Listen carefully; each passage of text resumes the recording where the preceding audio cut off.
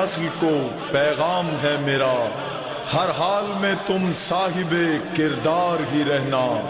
جب دین فروش بیچ رہے ہوں خدا کا دین، تم حق کا علم لے کے وفادار ہی رہنا۔ ہر بے ضمیر دشمن شبیر سے لڑ کر تم دار پہ بھی میثم تمار ہی رہنا۔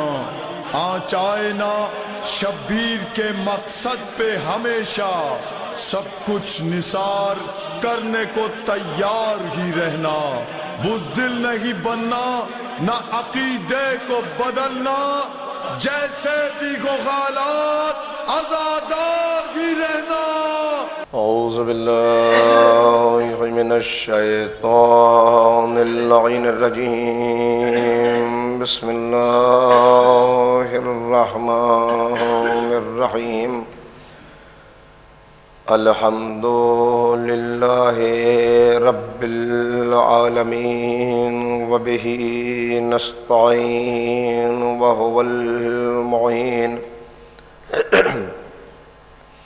والصلاة والسلام على سید الانبیاء والمرسلین، سیدنا و نبینا و شفیع ذنوبنا و طبیب قلوبنا و بالقاسم محمد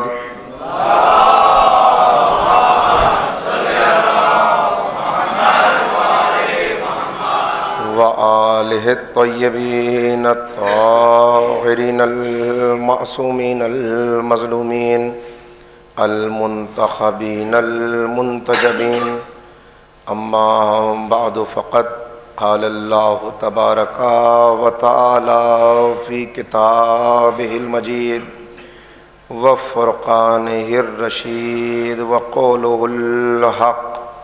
بسم اللہ الرحمن الرحیم۔ وَلَنَبْلُوَنَّكُمْ بِشَيْءٍ مِّنَ الْخَوْفِ وَالْجُوعِ وَنَقْصٍ مِّنَ الْأَمْوَالِ وَالْأَنفُسِ وَالثَّمَرَاتِ وَبَشِّرِ الصَّابِرِينَ الَّذِينَ إِذَا أَصَابَتْهُمْ مُصِيبَةٌ قالوا انا للہ وانا الیہ راجعون، اولئک علیہم صلوات من ربہم ورحمہ واولئک هم المہتدون۔ صلوات۔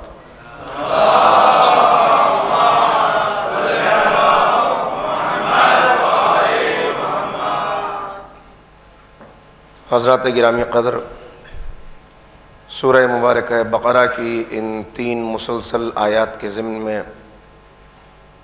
ایک کامیاب زندگی کے عنوان سے یہ فکر و بحث کا دوسرا مرحلہ ہے۔ جو باتیں میں نے آپ کی خدمت میں عرض کی، اس کا مغز اور ماحصل اگر چند الفاظ میں ادا کیا جائے تو وہ یہ کہ ہمیں اپنی زندگی کو کامیاب بنانا ہے، اور کامیاب ایسا کہ جو قرآن اور ائمہ طاہرین کی نگاہ میں کامیاب ہو۔ چونکہ دنیا کی نظر میں کامیاب زندگی کا تصور مختلف ہے، اسلام کی نظر میں کامیاب زندگی کا تصور مختلف ہے۔ اسلام کی نظر میں کامیاب زندگی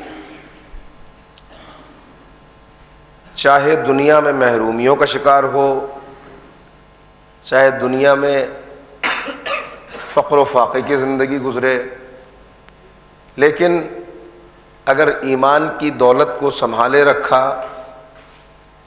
اور آخرت کامیاب ہو گئی تو یقینی طور پر یہ زندگی ایک کامیاب زندگی شمار ہوگی۔ ہماری دعا بھی مستقل رہتی ہے، ایک ہماری آرزو ہے، ایک ہماری دعا ہے۔ ہماری آرزو یہ ہے کہ کاش میں کربلا کے شہداء میں اپنا شمار کرا سکوں۔ ہم کہتے ہیں یا لیتنی کنت معکم، یہ اگربتی ذرا یہاں پہ کہیں جل رہی ہے، اس کو ہٹا دی، ایک مرتبہ صلوات پڑھیں محمد و آل محمد۔ ہے کہیں؟ تو پہلی بات جو ہم دعا کرتے ہیں، یا لیتنی کنت معکم، کاش اے شہدائے کربلا، اے رفقائے امام حسین، کاش کہ میں آپ کے ساتھ ہوتا. تو یہ ماضی میں ہماری آرزو ہے، یعنی ہمارا ماضی کامیاب ہو جاتا اگر ہم ان کے ساتھ ہوتے. اور ایک ہماری دعا ہے جو ہم شب و روز کرتے ہیں، اور جس کے لیے گزشتہ برس بھی میں نے آپ کی خدمت میں عرض کیا کہ ہم برابر یہ دعا کرتے ہیں کہ کاش ہمارا شمار انصار حضرت حجت امام زمانہ اجل اللہ تعالی فرجہ الشریف کی،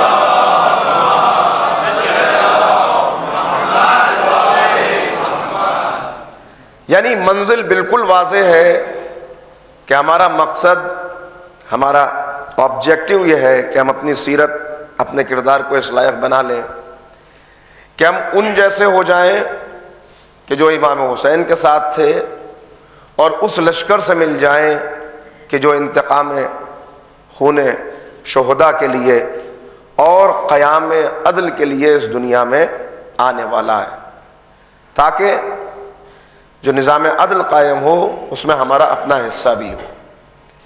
یہ کیسے ہوگا؟ یہ اسی وقت ہوگا کہ جب قرآن و اہل بیت کی نظر میں ایک کامیاب زندگی کو ہم حاصل کر لیں. کامیاب زندگی کیسے حاصل ہوگی، اس کے لیے انشاءاللہ ہم گفتگو کریں گے، اور میں نے عرض کیا کہ یہ بھی دیکھیں گے کون کون سی چیزیں ہمیں کامیاب ہونے سے روک دیتی ہیں، فتنے کیا ہیں، مسائل کیا ہیں، پریشانیاں کیا ہیں، ایک عام انسان کی زندگی میں دشواریاں کیا ہیں، ایک طالب علم کی زندگی میں دشواریاں کیا ہیں، ایک معاشرے کے اندر رہنے والے انسان کی زندگی میں جسے معاشرے کا مقابلہ کرنا ہے اس کے سامنے دشواریاں کیا ہیں. لیکن آج ظاہر ہے کہ بغیر کسی تمہید کے میں براہ راست گفتگو کا آغاز اپنی کرتا ہوں، یہ کل کا تھوڑا سا ماحصل بیان کرنے کے بعد، کہ 3 چیزیں ہیں جنہیں ہمارے نوجوانوں کو اپنے ذہن میں رکھنا ہے. ان 3 چیزوں کی تشریح آہستہ آہستہ میں کروں گا، آپ انہیں اس وقت اپنے ذہن میں محفوظ کر لیجئے تاکہ اسی کے مطابق ہم آگے بڑھیں. Worship, knowledge, service. Worship, knowledge, service. یہ 3 چیزیں ایسی ہیں کہ اگر یہ بنیادی چیزیں ہیں، ان کو اگر ہم نے تھام لیا، ان کو پکڑ لیا، ان سے رشتہ وابستہ ہو گیا، تو پھر آسان ہوتے چلے جائیں گے آنے والے مرحلے ہمارے لیے. ورشپ کیا ہے؟ دیکھیں، ایک عام تصور یہ ہے، یہاں پہ بہت توجہ فرمائیں نوجوان بزرگوں کے لیے. میں نے عرض کیا کہ حصول ثواب کا ذریعہ ہے یہ گفتگو، ورنہ شاید ان کے علم میں کوئی اضافہ ہم نہ کر پائیں، ہم تو خود ایک طالب علم ہیں. ورشپ کیا ہے؟ ورشپ کا تصور آج دنیا میں یہ کر لیا گیا کہ ہم زیادہ سے زیادہ اللہ کی عبادت کریں، سجدے بہت زیادہ ہوں، عبادات بہت زیادہ ہوں، کثرت عمل ہو. کثرت عمل ہوگی تو ہم کامیاب ہوتے چلے جائیں گے. ظاہر ہے کہ کثرت عمل کا انکار نہیں ہے، لیکن میں ایک آپ کی خدمت میں بات عرض کروں. سرکار سید الشہداء امام حسین علیہ الصلوۃ والسلام کے خطبے کے ایک جملے،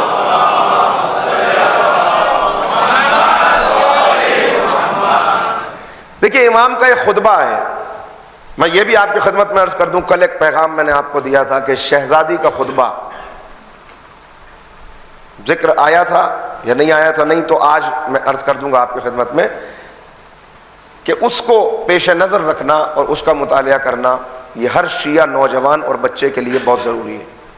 دوسرے، امام حسین کے وہ خطبات، امام کے بہت سارے خطبات ہیں، مگر خاص طور پر وہ خطبات کہ جو واقع کربلا سے متعلق ہیں.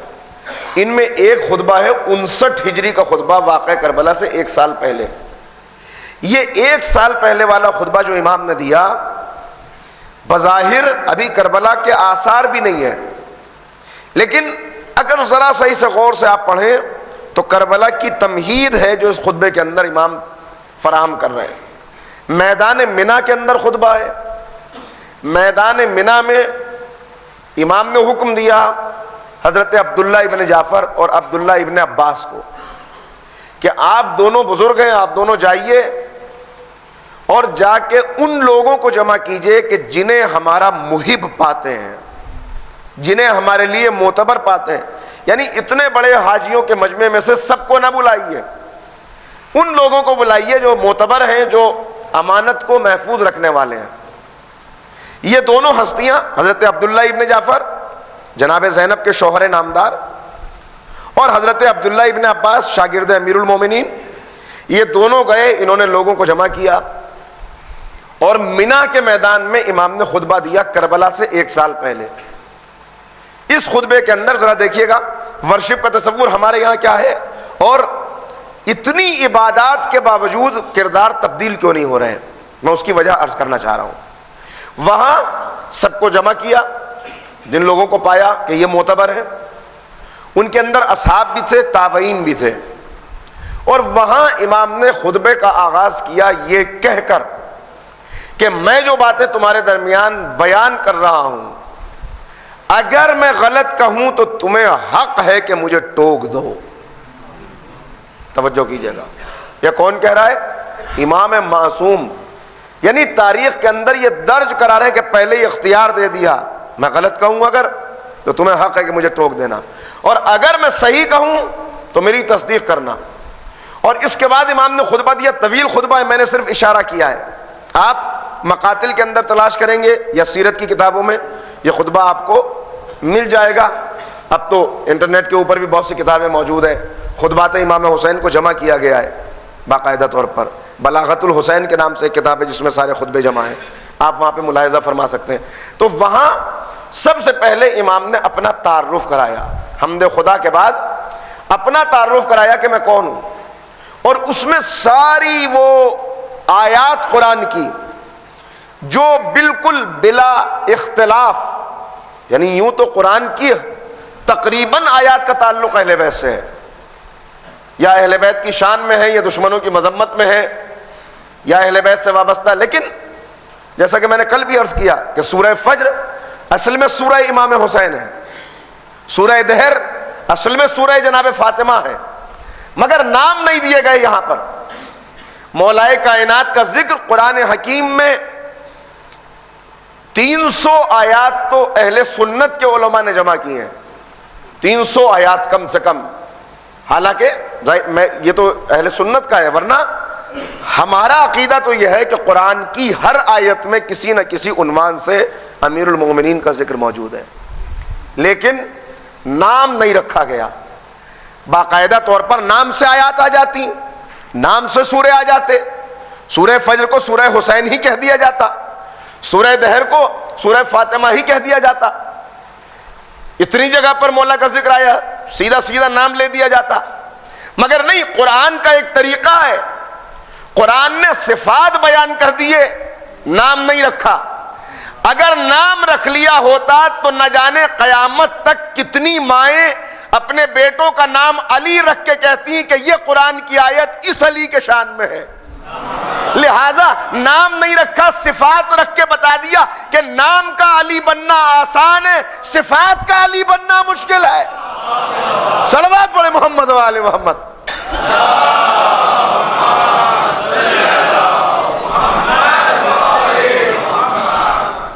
تو یہاں ان آیات کا ذکر کیا جو معروف ہیں اہل بیت کی شان میں.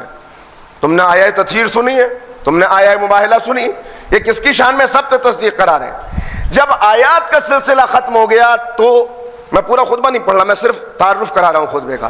تب امام نے احادیث جو مشہور احادیث ہیں، حدیث سفینہ، حدیث ثقلین، حدیث منزلت، ان سب کا بیان کیا اور پوچھا یہ کس کی شان میں؟ سب مجمع تصدیق کر رہا ہے اور بار بار پوچھ رہے ہیں بتاؤ میں نے سچ کہا؟ پورا مجمع کہہ رہا ہے جی فرزند رسول آپ نے سچ فرمایا، آپ نے سچ فرمایا. لوگ ہاتھ اٹھا اٹھا کر کہہ رہے ہیں کہ نواسہ رسول آپ صحیح فرما رہے ہیں. اس کے آخر میں جب یہ ساری باتیں کر چکے تب کہا جانتے ہو میں یہ کیوں باتیں کر رہا ہوں؟ اس لیے کہ میں ڈرتا ہوں حق پرانا ہونے سے مٹ نہ جائے. توجہ فرمائیے گا، حق پرانا ہونے سے مٹ نہ جائے. اور پھر یہ سوال کرتے ہیں کہ بتاؤ، یہ سب کچھ بیان کرنے کے بعد بتاؤ اب میں تم سے پوچھتا ہوں کہ اگر نماز پڑھ لینے کی آزادی ہے، روزہ رکھنے سے کوئی روک نہیں رہا، حج کے سفر میں کوئی دشواری نہیں ہے، تو تم یہ سمجھ رہے ہو کہ میرے جد کے دین کا حق ادا ہو گیا؟ اللہ اکبر، بڑا اہم سوال ہے۔ یعنی نماز پڑھ رہے ہو، روزہ رکھ رہے ہو، حج کر رہے ہو، تو یہ سمجھ رہے ہو کہ دین کا حق ادا ہو گیا؟ ذرا اپنے گھروں سے باہر نکلو اور دیکھو میرے جد کے دین پر کیا گزر رہی ہے۔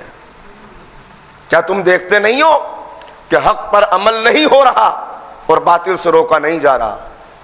یعنی امام یہاں پر فرما رہے ہیں کہ چند عبادات کے مجموعے کا نام اسلام نہیں ہے۔ توجہ فرمائیے گا، بہت توجہ رکھیے گا میں جو عرض کر رہا ہوں۔ چند عبادات کے مجموعے کا نام اسلام نہیں ہے۔ اسلام اس سے کہیں زیادہ تقاضا چاہتا ہے۔ تو آج مسئلہ کیا ہوا، میں یہاں تک کیوں لایا آپ کو؟ پھر ذرا غور کیجئے، پھر اس کے بعد کیا ہوا؟ 1 سال کے بعد کربلا ہوئی، 1 سال پہلے جن سے تعارف کرایا تھا، جن میں 1000 افراد تو وہ موجود تھے کہ جو تاریخ میں بہت معتبر تھے، ان سے جا کے کہا اپنی اپنی بستیوں تک میرا یہ پیغام پہنچا دینا۔ مگر اگلے سال جب امام نکلنے لگے،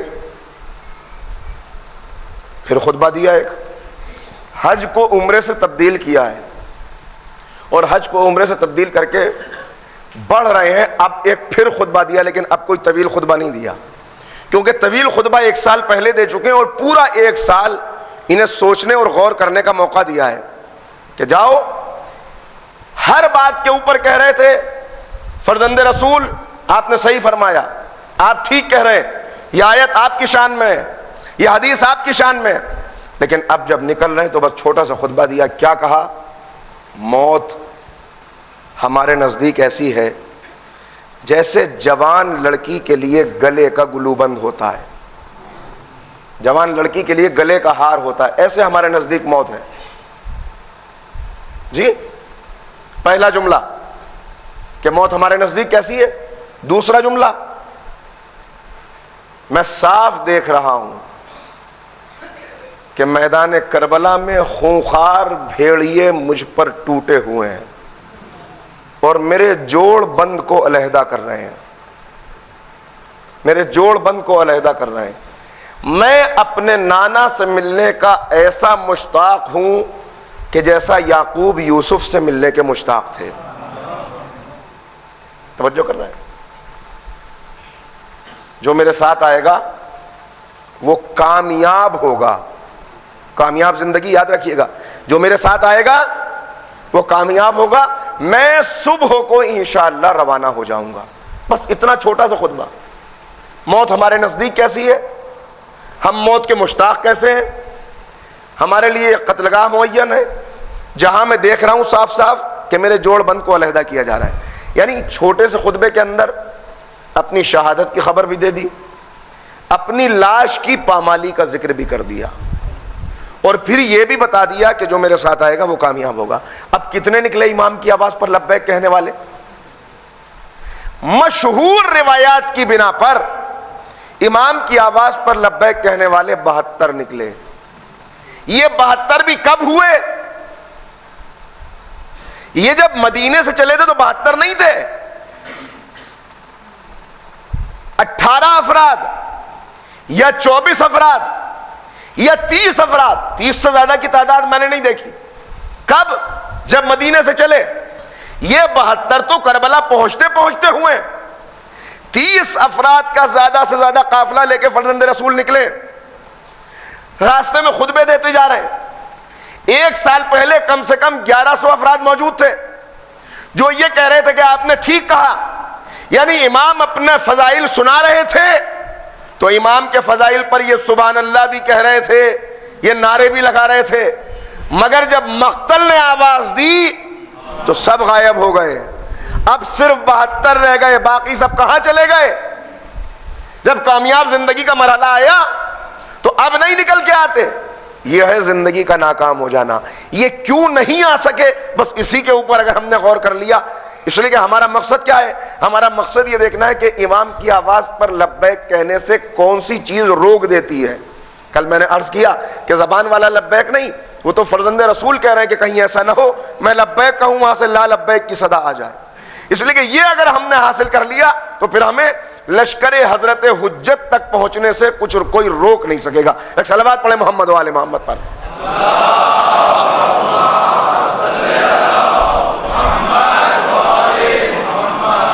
تو یہ ذہن میں رکھیے کہ خود بات اس سے مجھے آئندہ بھی کام لینا ہے. ابھی آج صرف میں نے بنیاد بنائی ہے اس پہ آہستہ آہستہ ہم غور کریں گے. یا امام نے فرمایا کیا چند عبادات کے مجموعے کا نام اسلام ہے؟ بھئی یہی مسئلہ ہے. ورشپ کا مطلب کیا ہے؟ صرف عبادات نہیں بلکہ سب سے پہلے بنیاد. اس کی بنیاد کیا ہے؟ ہم نے کلمہ پڑھا مگر کون سا کلمہ؟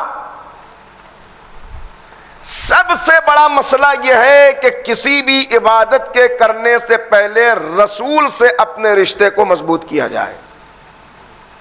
ذرا توجہ فرمائیں گے یہاں پر. میں بہت اہم بات عرض کر رہا ہوں, آہستہ آہستہ سنا رہا ہوں, لیکن اس کو ذہن میں محفوظ رکھیے گا.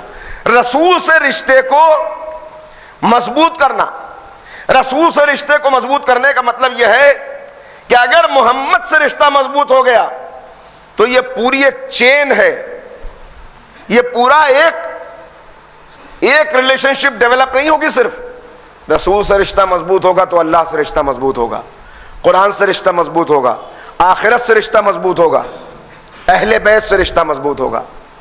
سب سے بڑا المیہ یہ ہے اس 1400 برس کا کہ مسلمانوں نے کلمہ تو پڑھا مگر رسول سے رشتہ مضبوط نہیں ہو پایا. یہ بات آپ کو شاید میری بات کچھ حیرت انگیز لگ رہی ہو کہ میں کہنا کیا چاہتا ہوں, مگر ذرا سا غور کیجیے گا. رسول سے رشتہ مضبوط نہیں ہو پایا. آج جب پیغمبر کی تاریخ ولادت آتی ہے, عید میلاد النبی کی چھٹی ہوتی ہے, آپ دیکھتے ہیں ٹی وی چینل کے اوپر کتنے پروگرام آتے ہیں اس تعلق سے, مگر کیا ہوتا ہے اس میں؟ رسول سے رشتہ مضبوط کرنے والی کتنی باتیں ہوتی ہیں. دیکھیے میں ایک منظر آپ کو دکھاتا ہوں مثال کے طور پر. ایک ٹاک شو آ رہا ہے باقاعدہ, وہاں پر لوگ بیٹھے ہوئے ہیں, پینل ڈسکشن ہے. ایک اینکر ہوتا ہے, وہ اینکر تعارف کراتا ہے, یہ 3 مہمان ہم نے یہاں پر بلائے ہیں, اور وہ تینوں مہمانوں کا تعارف کراتا ہے. یہ فلاں علامہ صاحب ہیں, ان کا اتنا کام ہے اور اتنا بڑا نام ہے اور اتنی خدمات ہیں ان کی. پھر وہ کہتا ہے یہ دانشور ہیں, ان کو پہچانیے, دیکھیے انہوں نے اتنے خدمات انجام دی ہے, آج ہم نے انہیں بلایا ہے. پھر ایک تیسرے 3 لوگوں سے تعارف کرا کے پھر گفتگو کو شروع کرتا ہے. اور شروع کیسے ہوتی گفتگو؟ سلام ہو, درود ہو اس پیغمبر پر کہ جس کا آج ہم یہاں پر تذکرہ کرنے کے لیے بیٹھے ہیں. اور کیا کہنا ان کے اخلاق کا کہ دشمن جس کو جو ان کے اوپر کوڑا ڈالتی تھی اس کی بھی عیادت کے لیے گئے, اور دشمن بھی ان کے اخلاق کا گرویدہ تھا. اور آپ بتائیے علامہ صاحب, آپ ذرا فرمائیے. دیکھیے ہو کیا رہا ہے, جس چینل کے اوپر یہ پروگرام آ رہا ہے اس کی ایک پالیسی ہے.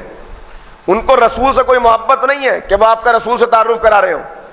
ایک پالیسی ہے, اسی کے لیے اس اینکر کو بٹھایا گیا ہے تاکہ اگر کہیں بھی بولنے والا اس پالیسی کے خلاف بولنے لگے تو یہ اینکر بیچ میں اسے ٹوک کر ڈائریکشن کو تبدیل کر دے اور اپنے الفاظ ان کے منہ میں ڈال کر ان سے وہ کہلوا سکے جو کچھ یہ کہلوانا چاہتا ہے. توجہ کر رہے ہیں؟ کہا صاحب آپ بتائیے اخلاق کے بارے میں. اب وہ اخلاق کے بارے میں بولنا شروع کیا انہوں نے, اور جہاں اس نے دیکھا کہ ڈائریکشن چینج ہو رہا ہے, جھٹ سے اس نے درمیان میں انٹرفیئر کیا, اور اس کے بعد اس نے کہا دوسرے مہمان کی طرف متوجہ ہو گیا اور کہا کہ اخلاق, ارے صاحب ان کا کردار کتنا اعلیٰ تھا اور دشمن بھی ان کے پاس اپنی امانتیں رکھواتے تھے. آپ ذرا رسول کی امانت داری کے بارے میں بتائیے. اور انہوں نے رسول کی امانت داری کے بارے میں گفتگو شروع کر دی, اور رسول خطیب کتنے اچھے تھے اور ان کی خطابت کتنی اعلیٰ تھی. آپ ذرا رسول کی 25 منٹ کا پروگرام ختم ہو گیا. آپ یہ کہتے ہوئے اٹھے کہ ہم نے کتنا اچھا پروگرام دیکھا, ویری انفلوئنشل, ویری انفارمیٹیو. لیکن نتیجہ کیا ہوا؟ اس 25 منٹ کے اندر ایک جملہ بھی ایسا نہیں آیا کہ جس سے امتی اور رسول کا رشتہ مضبوط ہو سکے. اگر رسول کے اخلاق کی تعریف ہو رہی ہے تو اخلاق کی تعریف سے نبی اور امتی کا رشتہ مضبوط ہونے والا نہیں, اس لیے کہ اخلاق کی تعریف تو دشمن بھی کرتا تھا. وہ جو جان کا دشمن تھا وہ بھی یہ کہتا تھا. نہیں, وہ تو اس وقت کی بات. آج بھی پیغمبر کی شان میں گستاخی کرنے والے بدترین افراد, بدترین دشمن, وہ بھی کہیں نہ کہیں یہ لکھ دیتے ہیں مگر محمد کے اخلاق کا جواب نہیں تھا. تو اخلاق کو تو دشمن بھی مان رہا ہے. دیانت داری، امانت کا رکھوانا، یہ کوئی بڑی بات نہیں ہے. وہ جو شب ہجرت قتل کرنے کے لیے کھڑے ہوئے تھے انہوں نے بھی اپنی امانتیں رسول کے پاس رکھوائی ہوئی تھی. لہذا یہ کوئی تعجب کی بات نہیں. اس میں کوئی مسئلہ کیا ہے؟ ایسی کوئی بات نہیں آئی جس سے امتی اور رسول کا رشتہ مضبوط ہو. پروگرام گزر گیا. یہی المیہ ہے، یہی سب کچھ ہو رہا ہے، جس کا نتیجہ یہ ہے کہ ہم نے کلمہ تو پڑھا ہے. آج کے مسلمان نے کلمہ تو پڑھا مگر شعوری طور پہ کلمہ نہیں پڑھا. اگر شعوری طور پہ کلمہ پڑھا ہوتا، میں اپنی بات کی دلیل ابھی فراہم کرتا ہوں، شعوری طور پہ کلمہ نہیں پڑھا. دیکھیے کلمہ ہے کیا؟ کلمہ پڑھنے میں پریشانی کیا تھی؟ ابو لہب نے کلمہ نہیں پڑھا، نہیں پڑھا نا. ابو لہب نے کلمہ نہیں پڑھا، لعنتی بننا گوارا کیا. قرآن کا ایک سورہ آ گیا اس کی مذمت میں. رسول نے مکے کے اندر کھڑے ہو کے کہا، سنایا اس کو اس کا عذاب. اس کی زوجہ کا ذکر بھی آیا، لکڑیاں چننے والی جہنم کے اندر جائے گی، یہ سارا ذکر ہو گیا. مگر کلمہ اس کے باوجود یہ سب گوارا کر لیا عذاب کا. نہ کلمہ پڑھنے میں پریشانی کیا تھی؟ کلمہ پڑھنے میں پریشانی کیا تھی؟ دیکھیے توجہ رکھیے گا جو بات میں عرض کر رہا ہوں. کلمہ پڑھنا کوئی مشکل بات نہیں تھی، لیکن ابو لہب ضرور تھا مگر اتنا شعور رکھتا تھا کہ کلمہ صرف لقلقۂ زبانی نہیں ہے، صرف زبان سے نکلنے والے چند الفاظ نہیں ہیں. اگر زبان سے الفاظ کا نکالنا ہی کلمہ ہوتا تو اسے پڑھ لینے میں کوئی پریشانی نہیں تھی. وہ جانتا تھا کہ اگر ایک مرتبہ کلمہ پڑھ لیا تو اپنی پوری سیرت کو محمد کی سیرت میں ڈھالنا پڑے گا. اس لیے آج کے بہت سارے میں بہت سخت جملہ کہہ رہا ہوں مگر اس کی وضاحت کروں گا. آج کے بہت سارے بے عمل مسلمانوں سے کہیں زیادہ باکردار تھا ابو لہب، کہ جس نے انکار کر کے کافر بننا پسند کیا مگر جھوٹا کلمہ پڑھ کے منافق بننا پسند نہیں کیا. منافق کا عذاب کافر سے کہیں زیادہ ہے. کیوں؟ اس لیے کہ کلمہ بھی پڑھتا ہے، شعور کلمہ بھی نہیں رکھتا. وہ جانتا تھا کلمہ پڑھ لوں گا تو پھر محمد کی سیرت میں اپنے آپ کو ڈھالنا پڑے گا. خدا کی قسم اگر آج کا مسلمان بھی کلمے کا شعور رکھتا، ہمارے پاس کون سا کلمہ ہے؟ انہیریٹڈ کلمہ. ہمارے پاس جو کلمہ ہے، کیوں کلمہ پڑھا؟ کیونکہ مسلمان گھرانے کے اندر پیدا ہو گئے، ماں کو پڑھتے ہوئے دیکھا، باپ کو پڑھتے ہوئے دیکھا، لہذا ہم نے بھی پڑھ لیا. کلمے کا شعور نہیں. اگر کلمے کا شعور ہوتا تو کلمہ پڑھنے والا ذبح کر کے نعرے تکبیر بلند نہ کرتا، قتل کر کے سیاہ پرچم نہ دکھاتا جس کے اوپر لا الہ الا اللہ لکھا ہوا ہے. صلوات پڑھے محمد و آل محمد پر.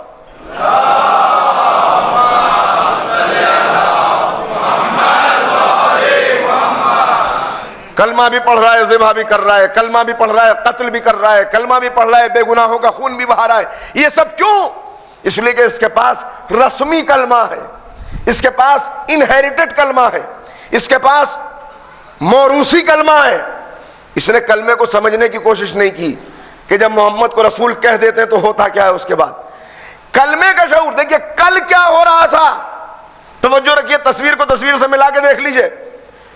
نواسہ رسول کو قتل بھی کر رہے تھے اور تکبیر کی آواز بھی بلند کر رہے تھے. علی اکبر کے سینے میں نیزہ بھی مار رہے تھے اور کہہ رہے تھے جلدی ان سب کو قتل کر لو، نماز پڑھنی ہے، کہیں وقت نماز نکل نہ جائے. یعنی شعوری کلمہ ان کے پاس بھی نہیں تھا. یہ انہی کی نسلیں ہیں جو آج موجود ہیں. جیسے وہ کلمے کا شعور نہیں رکھتے تھے ویسے یہ بھی شعور نہیں رکھتے. وہ نواسہ رسول کو ذبح کر کے تکبیر بلند کر رہے تھے، یہ آج کے بے گناہوں کو ذبح کر کے تکبیر بلند کر رہے ہیں. مسئلہ کیا ہے؟ تو بہت مشکل ہے کلمے کا شعور پیدا ہونا. اور کلمے کا شعور پیدا ہوگا تو رسول سے رشتہ مضبوط ہوگا. رسول سے رشتہ مضبوط ہوگا تو کامیابی ملے گی. شعور کلمہ کیسے پیدا ہو؟ اس کے لیے ضروری ہے کہ اپنی پوری سیرت محمد کی سیرت میں ڈال دیں، پیغمبر کی سیرت میں. کیسے؟ دیکھیے ہر انسان کو اپنی زندگی کو کامیاب کرنے کے لیے ایک آئیڈیل کی ضرورت ہے. اور یہ ایک حقیقت ہے کہ جتنا آئیڈیل بلند ہوتا ہے انسان بھی اتنا ہی بلند ہوتا چلا جاتا ہے، جتنا آئیڈیل بلند ہو۔ ہم نے تلاش کرنا شروع کیا، میں ورشپ پر آج گفتگو کو روک دوں گا، ہم نے تلاش کرنا شروع کیا، پتہ یہ چلا کہ اگر اپنی زندگی کو کامیاب کرنا ہے اور واقعی طور پہ شعور کلمہ پیدا کرنا ہے تو تلاش کرو کہ محمد کے نقش قدم کہاں ہے۔ ہم نے ڈھونڈنا شروع کیا، بلال کی آواز اذان پر نبی گھر سے نکلے، ہم پیغمبر کے پیچھے پیچھے کہ نبی کے نقش قدم مل جائیں۔ پیغمبر گھر سے نکلے دوش کے اوپر ردا ڈال کے مسجد کی طرف بڑھے، ہم بھی پیچھے پیچھے، مگر مسجد تک جانے سے پہلے پیغمبر ایک دروازے پہ رکے، اپنے دونوں ہاتھوں کو چوکھٹ پہ ٹکایا اور کہا السلام علیکم یا اہل البیت، صلوات پڑھے محمد و آل محمد پر۔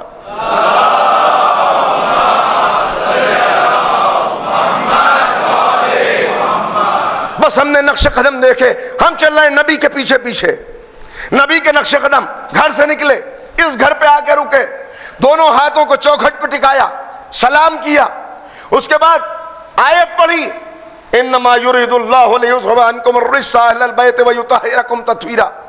ہم نے پہچان لیا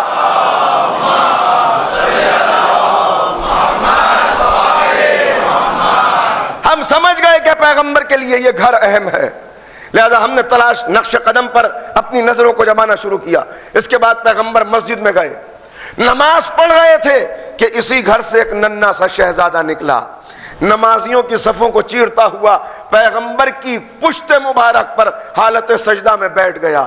پیغمبر نے سجدے کو طول دینا شروع کیا، ہم نے پہچاننا شروع کیا یہ شہزادہ ہے، اس کے نقش قدم محمد کے نقش قدم ہے۔ نبی سجدے کو طول دیتے رہے یہاں تک کہ وہ شہزادہ اپنی مرضی سے اتر آیا۔ نبی نے سجدے سے سر اٹھایا اور لوگوں سے کہا میں اپنی مرضی سے نہیں رکا تھا، مجھے جبرائیل نے روکا تھا کہ جب تک یہ اتر نہ جائے اس وقت تک سجدے سے سر نہ اٹھانا۔ ہم نے پہچان لیا کہ یہ ہیں جن کے آگے اپنے سروں کو جھکانا ہے۔ اس کے بعد ہم نے دیکھا پیغمبر مسجد کے منبر پر تشریف لائے، خطبہ دینا شروع کیا، ابھی خطبہ جاری تھا کہ پھر وہی شہزادہ اپنے گھر سے نکلا، صفوں کو چیرتا ہوا آگے بڑھا، دامن قبا میں پیر اٹکا، گرنے لگا۔ نبی نے خطبہ روکا، نیچے اترے، گود میں اٹھایا، واپس لے کے آئے، اپنے ہاتھوں پہ بلند کیا اور کہا پہچان لو یہ میرا حسین ہے۔ آپ پہچان رہے ہیں، دیکھ رہے ہیں؟ بس ہم سمجھ گئے کہ یہ گھرانہ ہے جس سے وابستگی نبی سے رشتے کو مضبوط کرے گی۔ ان سے رشتہ مضبوط ہو جائے تو نبی سے رشتہ مضبوط ہوگا۔ وہاں ہم نے دیکھنا شروع کیا کیسے رشتہ مضبوط کرے، کس کا گھر ہے یہ؟ پیغمبر نے کہا یہاں میری بیٹی رہتی ہے جو میرے جگر کا ٹکڑا ہے، جو میری وہ روح ہے جو میری ان پسلیوں کے درمیان رہتی ہے۔ یہ حدیث ہے پیغمبر کی، میری آنکھوں کی ٹھنڈک ہے، میرا میوہ دل ہے، میری وہ روح جو ان پسلیوں کے درمیان رہتی ہے۔ پیغمبر نے بتانا شروع کیا، ہم متوجہ ہوئے، ہم نے کہا شہزادی آپ بتائیے کامیابی کا راستہ کیا ہے؟ بس ہم نے شہزادی سے پوچھا، شہزادی نے کہا اگر کامیابی چاہیے تو سنو، ان السعید حق السعید کل السعید، ان السعید یہ کامیابی ہے، حق السعید یہ حقیقتاً کامیابی ہے، کل السعید یہ کاملاً کامیابی ہے۔ یہ کون سی کامیابی ہے جسے شہزادی کہہ رہی ہیں یہ کامیابی، یہ واقعاً کامیابی، یہ کاملاً کامیابی؟ یہ کون سا راستہ ہے؟ اسی راستے کو پکڑنا ہے، اس کو پکڑتے ہوئے آگے بڑھیں گے تو نبی سے رشتہ مضبوط ہوگا اور یہ زندگی کامیاب ہو جائے گی۔ ہم نے غور کیا، پھر کان لگائے شہزادی کیا فرما رہی ہے۔ جو حدیث میں آپ کو سنا رہا ہوں ہو سکتا ہے بہت سارے نوجوانوں نے پہلی مرتبہ یہ حدیث سنی ہو، مگر عرض کر دوں آپ کی خدمت میں کہ صرف ہمارے یہاں نہیں بلکہ علماء اہل سنت میں بہت بڑا نام ہے، بہت بڑا نام امام احمد ابن حنبل کا، انہوں نے اپنی مسند میں بھی اسے محفوظ کیا ہے، شہزادی کے ان الفاظ کو، کہ شہزادی کامیابی کا راستہ بتا رہی ہیں، کامیاب زندگی کا راز بتا رہی ہیں کہ کامیاب زندگی کا راز کیا ہے۔ کیا ہے کامیاب زندگی کا راز؟ ان السعید حق السعید کل السعید من احب علیا فی حیاتہ و بعد موتہ، حقیقتاً کامیاب ہے، وہ واقعاً کامیاب ہے، وہ کاملاً کامیاب ہے جس نے علی سے محبت کی، ان کی زندگی میں بھی اور ان کی شہادت کے بعد بھی۔ صلوات پڑھیں محمد و آل محمد پر۔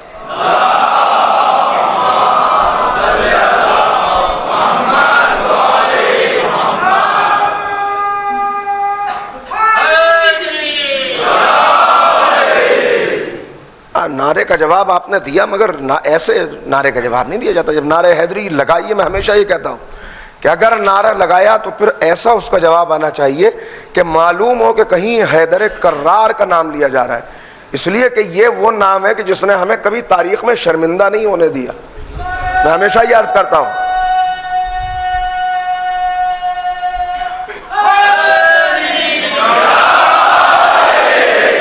ماشاءاللہ میں عرض کرتا رہوں گا آپ کی خدمت میں، مگر اب دیکھیں یہ میں کیوں یہاں پہ لایا آپ کو، اس لیے کہ واقعی طور پر یہ 73 فرقے آپ کو نظر آ رہے ہیں، مگر ان 73 فرقوں کے اندر جو ایک چیز کامیاب کرنے والی ہے، رسول سے رشتہ مضبوط کرنے والی، وہ کیا ہے؟ آج قرآن کی کتنی تلاوت ہو رہی ہے؟ یہ جملہ پچھلے سال بھی عرض کیا تھا، پھر دوہرا رہا ہوں اسے، ذرا سمجھیے گا کامیابی کیوں نہیں مل رہی؟ یہ مسلمان دن بدن ذلت کے غار میں کیوں چلتا چلا جا رہا ہے؟ یہ کیوں مقصد اسلام کو نہیں سمجھ رہا؟ اس لیے کہ اس نے اس گھرانے کو پہچانا نہیں ہے۔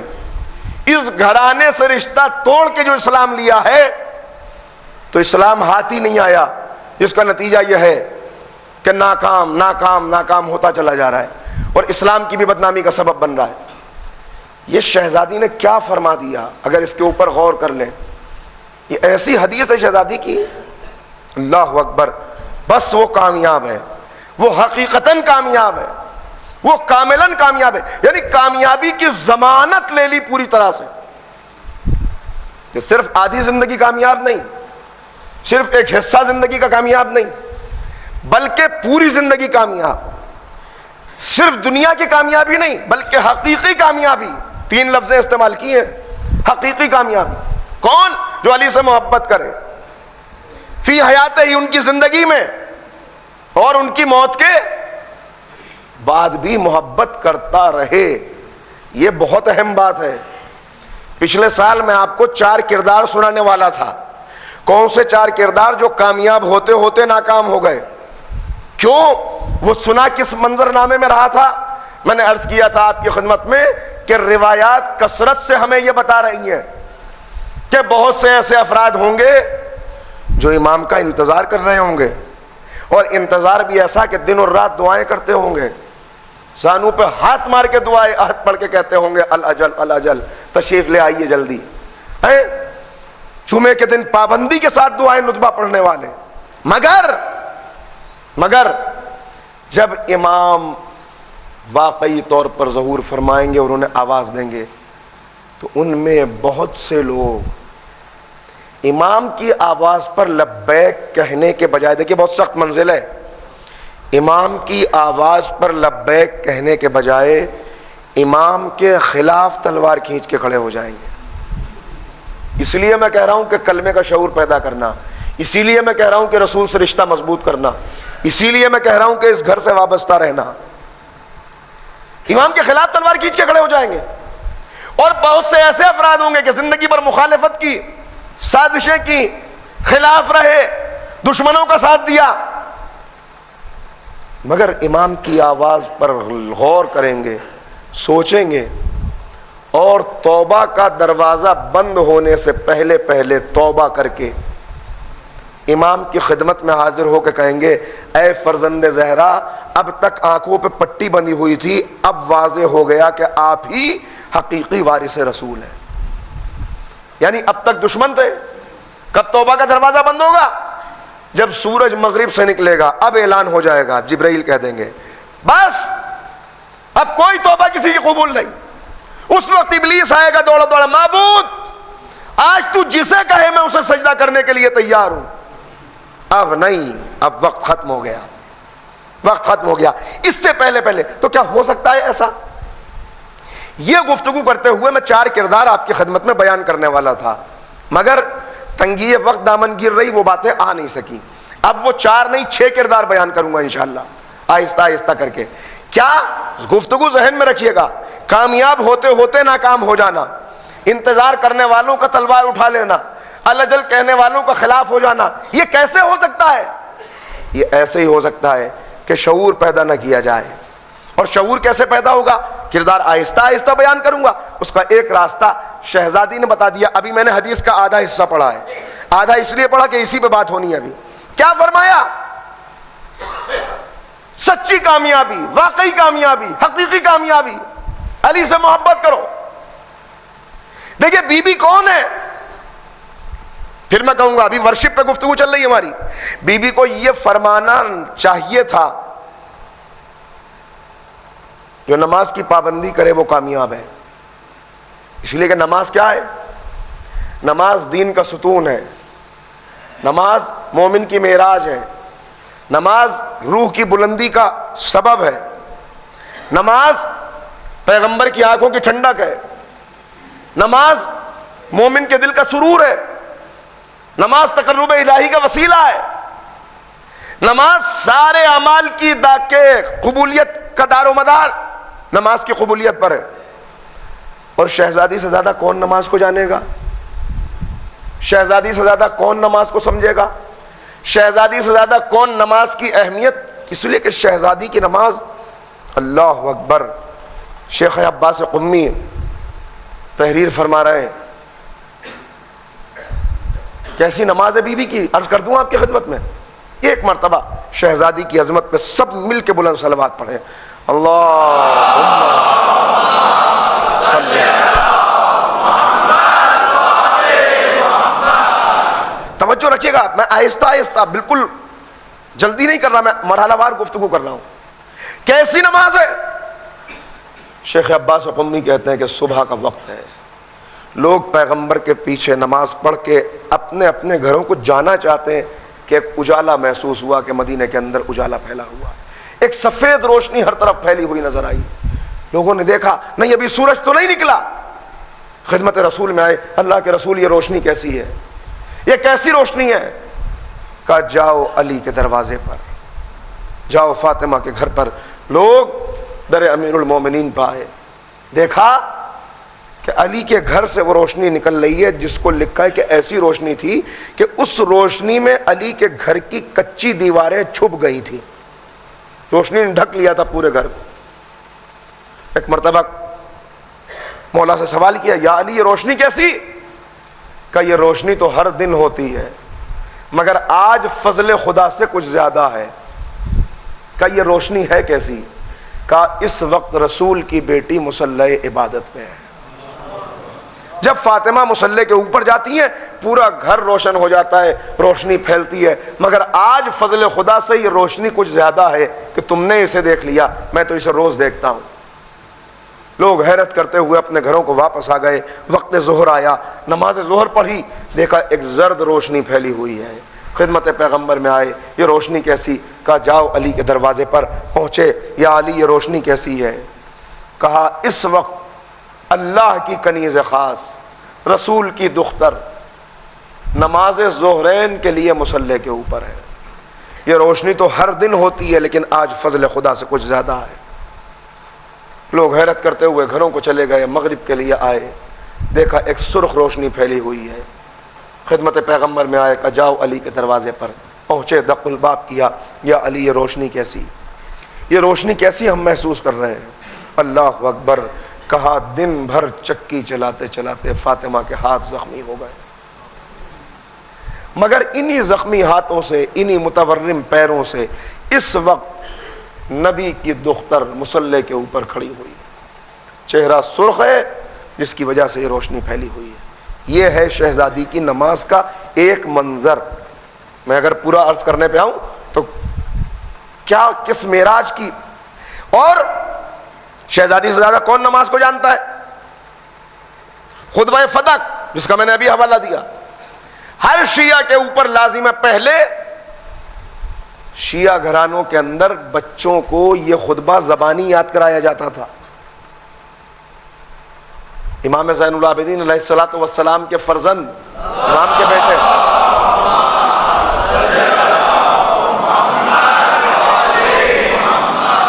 حضرت زید شہید نے اس خطبے کو نقل کیا ہے، تو وہ کہتے ہیں مجھے میرے بابا نے اپنے زانو پر بٹھا کر، اپنی گود میں بٹھا کر یہ خطبہ یاد کرایا تھا کہ تمہاری جدہ ماجدہ کا خطبہ ہے۔ سادات کے گھرانوں میں، غیر سادات کے گھرانوں میں، ہر دیندار گھرانے کے اندر اس خطبے کو بچپن سے پڑھ کے سنایا جاتا تھا۔ یہ خطبہ وہ ہے کہ جہاں آپ، میں نے اشارہ کر دیا، صرف آپ گھر جائیے گا خطبہ پڑھیے گا ضرور شہزادی کا۔ اس کے اندر کیا شان ہے، کس عالم میں شہزادی نے خطبہ دیا ہے۔ بس 2 خطبے ایسے ہیں جو اس عالم میں دیے گئے ہیں۔ ایک خطبہ امام زین العابدین کا خطبہ، جو کب دیا کہ گلے میں طوق تھا، ہاتھوں میں ہتھکڑیاں تھیں، پیروں میں بیڑیاں تھیں، کمر میں لنگر تھا، خون رس رہا تھا، پیر زخمی تھے، پاؤں کے آبلے پھوٹ رہے تھے، ماں بہنیں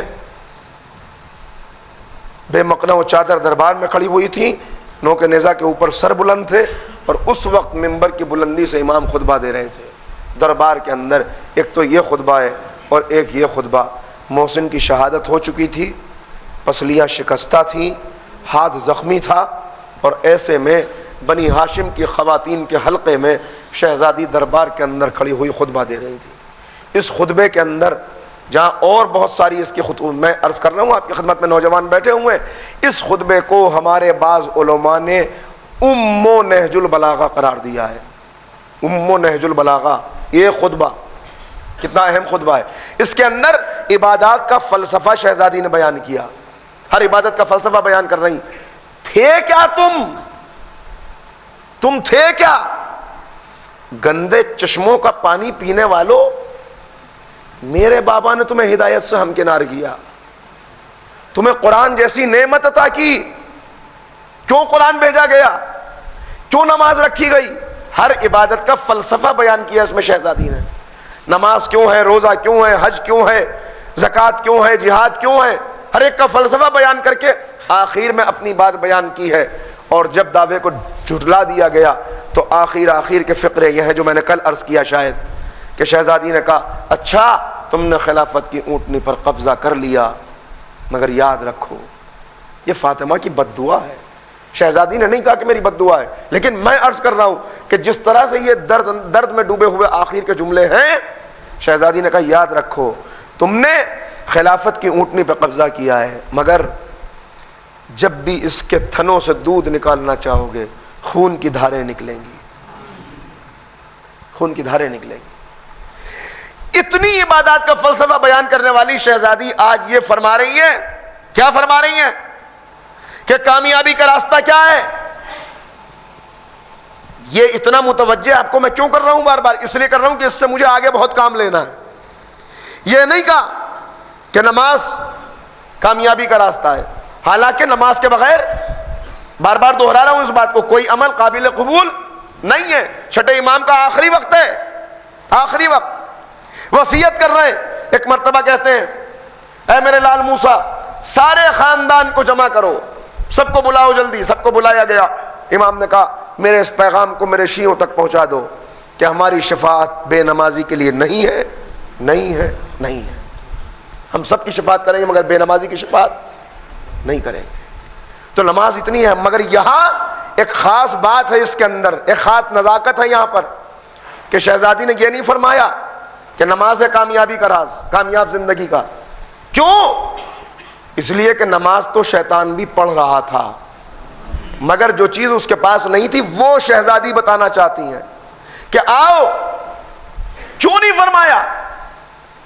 عزیزوں بہت اہم بات ہے، علی کی محبت، علی کی محبت، علی کی محبت حقیقتاً کامیابی، واقعاً کامیابی، کاملاً کامیابی۔ اے شہزادی نماز کا ذکر کیجئے، کہ یہی تو بتانا چاہتی ہوں۔ نماز، روزہ، حج، زکوٰۃ، یہ ساری چیزیں جب الگ الگ ہوتی ہیں تو عبادات کہلاتی ہیں۔ یہ ساری عبادتیں جب ایک وجود میں ڈھلتی ہیں تو علی بنتے ہیں۔ ان ساری عبادتوں کو جب چہرہ مل جاتا ہے، خطابت نہیں ہے، بیکار کا جملہ نہیں، بہت اہم بات میں نے عرض کی ہے۔ یہ ساری عبادتیں جب کسی شخصیت میں جمع ہوتی ہیں، تو وجود علی بنتا ہے، چہرہ علی بنتا ہے، پیکر علی بنتا ہے۔ یہ میں نے کیسے بات کہہ دی؟ ہم کتنا اپنے مولا کو جانتے ہیں؟ پیدا کہاں ہوئے، والد کون تھے، والدہ کون تھیں، جنگیں کتنی فتح کی، مگر یاد رکھیے یہ شخص کا تعارف ہے، شخصیت کا تعارف نہیں ہے۔ اگر میری بات پہنچ گئی، ایک صلوات پڑھیں ذرا مل کے، تو میں عرض کرتا ہوں آپ کی خدمت میں۔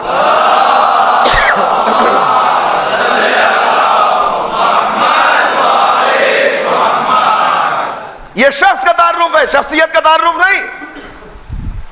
شخصیت کا تعارف کیا ہے؟ یہ تو مولا کے معجزات، مولا کی شجاعت کی چھوٹی چھوٹی جھلکیاں ہیں۔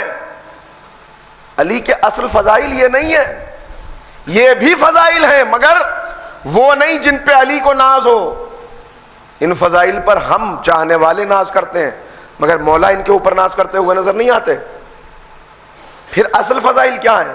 پہلے اس بات کو مکمل کر لوں، پھر اصل فضائل بھی آج کل پرسوں کی تقریر میں آہستہ آہستہ عرض کروں گا کہ کیا ہیں، مگر ابھی ذرا اتنا سمجھیے بات کو، بزرگ بہتر جانتے ہیں، نوجوان غور کریں اس کے اوپر، کہ جب عبادات سمٹتی ہیں تو وجود علی بنتا ہے۔ یہ میں نے ایک جملہ کہا، اب اس کی مجھے وضاحت کرنی ہے۔ وضاحت کے لیے میں دو باتیں عرض کرتا ہوں، ایک ہے محراب، ایک ہے میدان۔ کیا محراب اور میدان میں کوئی تعلق ہے؟ مصلی، میدان جنگ، محراب عبادت، میدان کارزار، ان دونوں میں کوئی تعلق ہے؟ دیکھیے بظاہر کوئی تعلق نظر نہیں آتا، اس لیے کہ محراب میں جب بندہ جاتا ہے طریقہ کیا ہوتا ہے؟ اگر واقعی طور پر اسے معلوم ہے کہ میں کس کے سامنے حاضر ہو رہا ہوں، تو ہمارے ائمہ کا طریقہ ہمیں یہ نظر آیا کہ جسم پر ایک لرزہ طاری ہو جاتا تھا، چہرہ زرد ہو جاتا تھا۔ یعنی جب بندہ اللہ کی بارگاہ میں عبادت کے لیے جاتا ہے، کندھے جھکے ہوئے ہیں، نظریں جھکی ہوئی ہیں، چہرہ جھکا ہوا ہے، زبان پر استغفار کے کلمات ہیں، دل توبہ کر رہا ہے، گناہوں کے اوپر شرمندہ ہے، وضو کر رہا ہے، کہہ رہا ہے معبود تیری بارگاہ میں آ رہا ہوں، تجھے چھوڑ کے کہاں جاؤں گا، کہاں جاؤں گا، واپسی تو تیری طرف ہے، میرے گناہوں کو بخش دینا، مجھے معاف کر دینا۔ یعنی استغفار، توبہ، جھکے ہوئے کندھے، جھکا ہوا وجود، شرمندہ شرمندہ سا، گھبرایا گھبرایا سا، بدن میں لرزہ، چہرے پر زردی، اس طرح آتا ہے مصلی کے اوپر اگر اللہ کو پہچان رہا ہے تو۔ میدان میں کیسے آتا ہے؟ کندھے جھکے ہوئے، گردن جھکی ہوئی، پیشانی جھکی ہوئی، ایسے آئے گا میدان میں؟ نہیں، زمین آسمان کا فرق ہے۔ یہاں شانے جھکے ہوئے ہیں، وہاں سینہ چوڑا کیا ہوا ہے، یہاں گردن جھکی ہوئی ہے، وہاں گردن اکڑائی ہوئی ہے، یہاں نظریں جھکی ہوئی ہیں، وہاں نظروں کے اوپر لشکر کو روکا ہوا ہے۔ نہیں توجہ فرمائی، نظروں پہ لشکر کو روکا ہوا ہے۔ یاد آیا کچھ؟ جب حضرت عباس میدان میں آئے ہیں تو تلوار نہیں چلائی، تلوار نہیں نکالی، صرف گھوڑے پہ سیدھے ہو کے بیٹھے تھے۔ ایک ذرا نظروں کو دیکھا تو پوری فوج کے اندر بھگدڑ مچ گئی، گھاٹ خالی ہو گیا۔ یہ ہے انداز میدان میں آنے کا۔ وہاں زبان کے اوپر استغفار کے کلمات ہیں، آہستہ آہستہ راز و نیاز کی باتیں ہو رہی ہیں۔ یہاں رجز پڑتا ہوا، نعرہ لگاتا ہوا، گونج کے ساتھ میدان میں آتا ہے، تلوار ہاتھ میں ہے، گردن اکڑی ہوئی ہے، مبارز طلبی کر رہا ہے، نکلو میرے لیے، کون ہے جو میرے مقابلے کے اوپر آئے؟ یہ انداز ہوتا ہے۔ یعنی بظاہر کوئی ربط نہیں ہے، بظاہر بڑا فاصلہ ہے، مگر اب جملہ اپنے ذہنوں میں محفوظ کیجئے گا۔ شہزادی نے جو فرمایا کہ حقیقتاً کامیابی کیا ہے، اس کا مطلب یہ ہے کہ علی اس مجاہد کا نام ہے جس نے محراب اور میدان کے فاصلے کو ختم کر دیا۔ نہیں ابھی واضح نہیں ہوئی بات۔ جس نے محراب اور میدان کے فاصلے کو ختم کر دیا اسے علی کہتے ہیں۔ علی کیسے جنگ کرتے تھے؟ کیسی تلوار چلتی تھی؟ کیا ادا تھی؟ کیا طریقہ تھا؟ کیا انداز تھا؟ کیا شجاعت تھی؟ کیا وار تھا؟ کسی کے اندر طاقت نہیں بیان کر سکے۔ مفسرین نے سیرت نگاروں نے لکھا ہے کہ مولا جب جنگ کرتے تھے ایک خاص قسم کی آواز تھی جو منہ سے نکلتی تھی، غیظ و غضب کے آثار تھے جو چہرے کے اوپر رہتے تھے، تلوار چلاتے تھے تو دشمن جب مولا کی تلوار چلتی تھی تو کبھی کبھی یہ انداز ہوتا تھا کہ میدان میں سناٹا چھا جاتا تھا، جنگ روک کے سب علی کی تلوار دیکھنے لگتے تھے۔ اور دو تین موقع تو ایسے ہیں کہ جہاں مولا کی تلوار چلی ہے تو بڑے علماء نے اس بات کو لکھا، مدینۃ المعاجز بڑی اہم کتاب ہے، مدینۃ المعاجز میں لکھا کہ جب خیبر میں علی کی تلوار چلی ہے تو تلوار کا چلنا ایسا تھا کہ تلوار چلی تو یوں محسوس ہوا جیسے آسمان سے پہاڑ پر بجلی گری ہو۔ یہ میں اپنا جملہ نہیں عرض کر رہا، اور پتہ اس کا کب چلا؟ علی کی تلوار چلی، ادھر جبریل خدمت پیغمبر میں آئے تو پیغمبر نے محسوس کیا کہ آج جبریل گھبرائے ہوئے ہیں۔ کہا جبریل خیریت تو ہے؟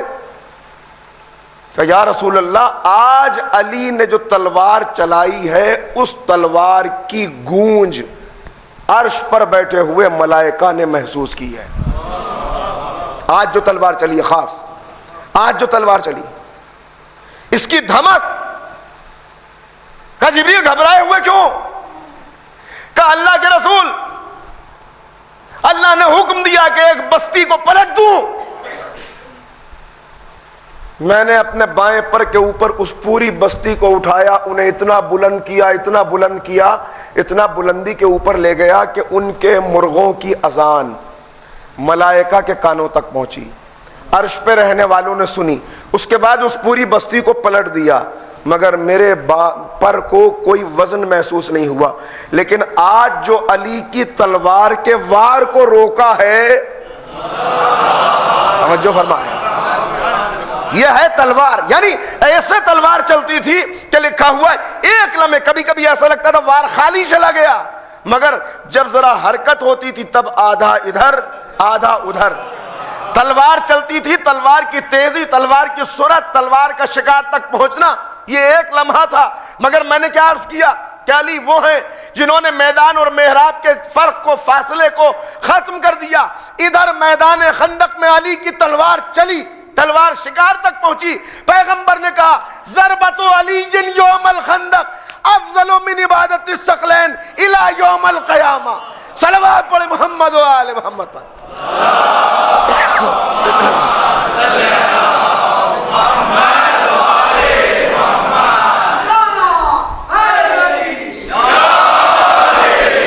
کہ آج جو علی کی تلوار چلی، اب سمجھئے کہ وجود کے اندر کیسے سمٹی ہوئی ہیں عبادتیں۔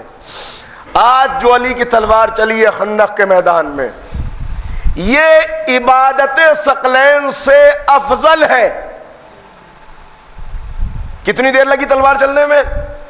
ایک لمحے کے اندر تلوار شکار تک پہنچی۔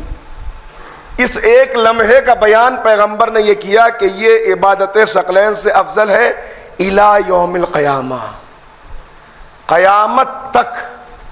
قیامت تک جتنے سجدے ہوں گے، جتنی عبادتیں ہوں گی، جتنی نیکیاں ہوں گی، ان سب سے افضل۔ اور قیامت تک نہیں، امام معصوم سے کسی نے پوچھا، امام جعفر صادق علیہ الصلوۃ والسلام سے،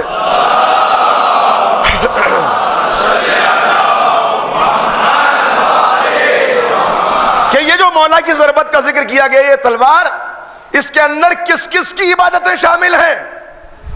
تو امام معصوم فرماتے آدم سے لے کر عیسیٰ تک ہر نبی کی عبادت، آدم سے لے کر عیسیٰ تک ہر نبی کی عبادت، اور یوم خندق سے لے کر قیامت تک ہر بندے کی عبادت، ان سب کو ایک ترازو کے پلڑے میں رکھیے اور دوسرے میں علی کی ضربت کو رکھیے، تو علی کی ضربت افضل، وزنی۔ دست ادب کو جوڑ کے ایک بات عرض کرنا چاہتا ہوں، دیکھیے ہمیشہ ایک جیسی چیزوں کا مقابلہ کیا جاتا ہے، یہ آرٹیکل اس آرٹیکل سے افضل، یہ شعر اس شعر سے افضل، یہ طالب علم اس طالب علم سے افضل۔ پیغمبر کو اس اصول کے تحت فرمانا یہ چاہیے تھا کہ علی کی ایک ضربت ساری ضربتوں سے افضل، توجہ کر رہے ہیں، مگر یہ نہیں کہا ساری ضربتوں سے افضل، اگر ساری ضربتوں سے افضل کہہ دیتے تو یہ بھی بہت بڑی فضیلت تھی، مگر یہ نہیں فرمایا کہ ساری ضربتوں سے افضل، یہ فرمایا قیامت تک کی تمام عبادتوں سے افضل۔ یا رسول اللہ ضربت کو ضربت سے افضل کہیے، کہ یہی تو بتانا چاہتا ہوں کہ جو ضربت اپنی طاقت منوانے کے لیے چلتی ہے وہ اور ہوتی ہے، جو اللہ کی مرضی حاصل کرنے کے لیے چلتی ہے وہ اور ہوتی ہے۔ اللہ کی مرضی حاصل کرنے کے لیے یہ ضربت چلی ہے، جو ضربت چلتی ہے وہ اور ہوتی ہے، جو بھی سامنے آ گیا اسے کاٹ دیا، جو ضربت نسلوں کو دیکھ کے چلتی ہے وہ اور ہوتی ہے۔ کتنی افضل، کتنی وزنی، یہ ہے عبادتوں کا سمٹ آنا۔ اب سمجھیے وجود علی کیا ہے۔ کسی کے اندر جرت اور طاقت نہیں کہ سمجھ سکے، مگر ایک لمحہ بھی اگر ہم نے سمجھ لیا اور اس ایک لمحے سے ہم قریب ہو گئے تو ہماری زندگی بدلتی چلی جائے گی۔ کتنی وزنی، دیکھیں صرف یہ بتایا کہ وزنی ہے، افضل ہے۔ کتنی وزنی، یہ یا رسول جانے یا علی جانے یا خدا جانے۔ اس مثلث کے اندر، اس ٹرائنگل کے اندر کوئی چوتھا شامل نہیں ہے، میں پوری ذمہ داری سے بات کہہ رہا ہوں۔ کتنی وزنی ہے یہ نہیں بتایا رسول نے، بس یہ کہا کہ وزنی ہے۔ کتنی وزنی یہ بیان نہیں کیا۔ کتنی وزنی ہے یا علی جانتے ہیں یا رسول جانتے ہیں یا خدا جانتا ہے، میرے اندر کیا طاقت کہ میں کہہ دوں کتنی وزنی۔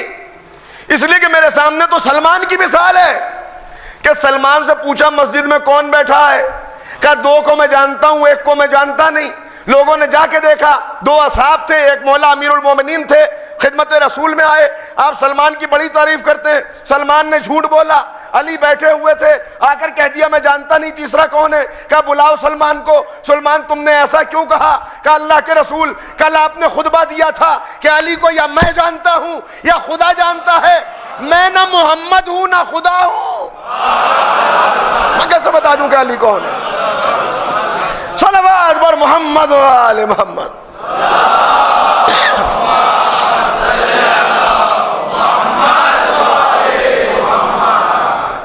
تو عزیزو ایک ضربت اب نکالیے کیلکولیٹر، اور اگر ہے کسی کے اندر جرت تو شمار کر کے بتائے کہ جس کی ایک ضربت عبادت ثقلین سے افضل ہے، اس کا سجدہ کتنا وزنی ہوگا، اس کی تکبیر کتنی وزنی ہوگی، اس کی نماز کتنی وزنی ہوگی، اس کی وہ نماز کتنی وزنی ہوگی کہ تیر نکال لیا جائے اور پتہ نہ چلے، اس کی عبادت شب کتنی وزنی ہوگی، اس کی خدمت خلق کتنی وزنی ہوگی، اس کا یتیموں کی خدمت کرنا کتنا وزنی ہوگا، اس کا غریبوں کے گھر پر پہنچ کر ان کے ساتھ بیٹھ کر ان کے تعارف کے جواب میں یہ کہنا کہ ایک فقیر ہے جو فقیروں کے درمیان بیٹھا ہے۔ ایک لمحہ، اس ایک لمحے سے قریب ہو جائے تب سمجھ میں آئے گا کہ اصل اسلام کیا ہے۔ یہ ایک لمحہ جہاں جو کچھ ہوتا ہے بس اللہ کی مرضی حاصل کرنے کے لیے۔ کیوں؟ اس لیے کہ یہ دل جو علی کے سینے میں ہے یہ ہے اسپریچول ہارٹ۔ ورشپ کا اصل تعلق اسپریچول ہارٹ سے ہے۔ میں نے بس آئندہ کا موضوع آپ کو دے دیا، عرض کروں گا آپ کی خدمت میں۔ کون سا ہارٹ؟ دا اسپریچول ہارٹ۔ ایک ہے دا ڈیزیزڈ ہارٹ۔ دونوں میں فرق کیا ہے کل عرض کروں گا۔ یہ قلب، پیغمبر فرماتے ہیں القلوب ثلاثۃ انواع، تین طرح کے دل پائے جاتے ہیں۔ یہ تین طرح کے دل کیا ہیں اس کے لیے آپ کو رات بھر انتظار کرنا پڑے گا، اس لیے کہ یہ میں کل آپ کی خدمت میں عرض کروں گا۔ اور ہم کون سے دل میں مبتلا ہیں، ابھی ہماری پریشانی کیا ہے؟ ابھی تو ہم اسی سے نہیں نکل رہے۔ گھروں کے جھگڑے، میاں بیوی کے اندر پریشانی، طلاق کی شرحوں کا بڑھنا، ساس بہو کی دقتیں، یہی سب کے اندر گھرے ہوئے ہیں۔ امام کے ناصر کیسے بنیں گے؟ اس نے یہ ٹوٹکا کرا دیا اور اس نے وہ کر دیا اور فلاں دھاگا ملا اور یہ چیز پائی گئی اور وہ ہوا اور اوپری اثر ہے اور یہ ہے، یہ سب بھی عرض کروں گا، کیونکہ یہ ساری چیزیں وہ ہیں جو حقیقت میں زندگی کو کامیاب ہونے سے روک رہی ہیں۔ ان کی اگر آپ ان کی حقیقت کو سمجھ لیں، انسان پریشان رہتا ہے۔ وہ اسی میں نے دیکھا ہے، آپ یقین جانیے گا، 30 سال کتنے ہوتے 30 ایئرس ایک زندگی کے، وہ صرف اس میں گزر گئے کہ پہلے ان سے علاج چل رہا تھا، اب ان سے چل رہا ہے، اب ان سے چل رہا ہے۔ یہ 30 سال کہاں گئے؟ کہا صاحب 30 سال سے ایسا کالا سایہ ہے زندگی کے اوپر کہ وہ ہٹ کے ہی نہیں دیا، ہم یہاں گئے وہاں گئے، اتنا پیسہ برباد ہوا، پورا خاندان تباہ ہو گیا۔ کیوں؟ صرف اس لیے کہ ہم صحیح معنوں میں ایجوکیٹ نہیں ہو سکے ان چیزوں کے متعلق کہ جن کو حقیقت ہے ان کی، لیکن کتنی ہے، کتنی اہمیت دینی ہے ان چیزوں کو۔ تو کیا کیا آبسٹیکلز ہیں، کیا کیا ہنڈرنسز ہیں، ان سب کو میں آپ کی خدمت میں عرض کرنے کی کوشش کروں گا آہستہ آہستہ۔ لیکن آج جو تعارف کرایا یہ بہت اہم ہے، اسے اپنے ذہن میں رکھیے گا، اور یہ خیال رکھیے گا کہ مولا کے جن فضائل کو ہم فضائل سمجھ رہے ہیں، یہ بھی سناؤں گا آپ کو، وہ بھی فضائل ہیں مگر وہ حقیقی فضائل نہیں ہیں۔ اس لیے کہ علی نے ان پر ناز نہیں کیا، پھر علی نے کس چیز پر ناز کیا ہے؟